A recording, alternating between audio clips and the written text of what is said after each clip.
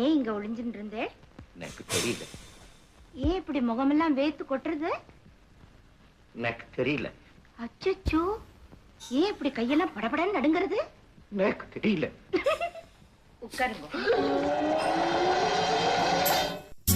பாலக்காட்டு பக்கத்திலே ஒரு அப்பாவி ராஜா, அவர் பழக்கத்திலே குழந்தை போல் ஒரு அம்மாஞ்சி ராஜா.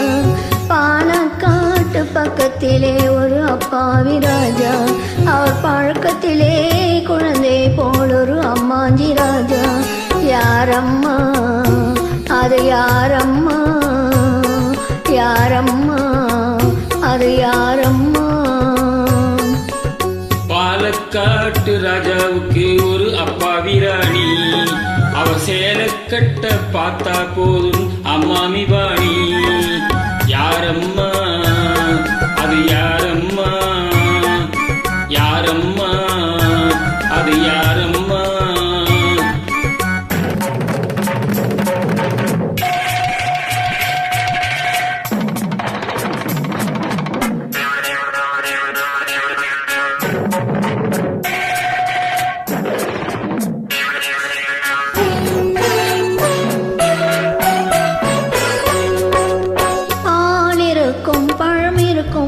பள்ளி அறையிலே அந்த பாப்பாவுக்கும் ராஜாவுக்கும் சாந்தி முகூர்த்தம். சாந்தி என்றால் என்னவென்று ராணியை கேட்டாராம். ராணி தானும் அந்த கேள்வியை ராஜாவை கேட்டாலாம். ஏனம்மா அது ஏனம்மா, ஏனம்மா அது ஏனம்மா? அவர் படித்த புத்தகத்தில் சாந்தி இல்லையே, இந்த அனுபவத்தை சொல்லித்தர பள்ளி இல்லையே. கவிதையிலும் சுவை கவிகளிலும் பழக்கம் இல்லையே, அவர் காதலிக்க நேற்று வரை ஒருத்தி இல்லையே.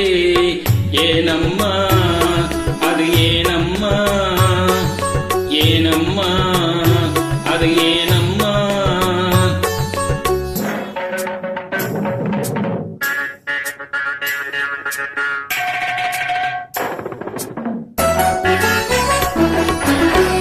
பூக்களிலே வண்டுறங்கும் பொய்கை கண்டாராம். தேவி பூஜையிலே ஈஸ்வரனின் பள்ளியை கண்டாராம். மரக்கிளையில் அணிலிருந்து ஆடின கண்டாராம். ராஜா மனதுக்குள்ளே புதியதொரு அனுபவம் கொண்டாராம். ஏனம்மா அது ஏனம்மா, ஏனம்மா அது ஏனம்மா?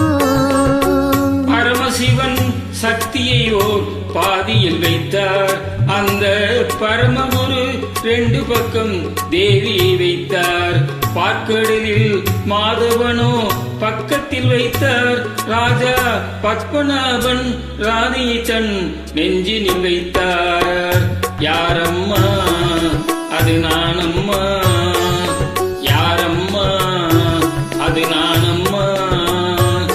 பாலக்காட்டு பக்கத்திலே ஒரு அப்பாவி ராஜா, அவர் பழக்கத்திலே குழந்தை போல் ஒரு அம்மாஞ்சி ராஜா.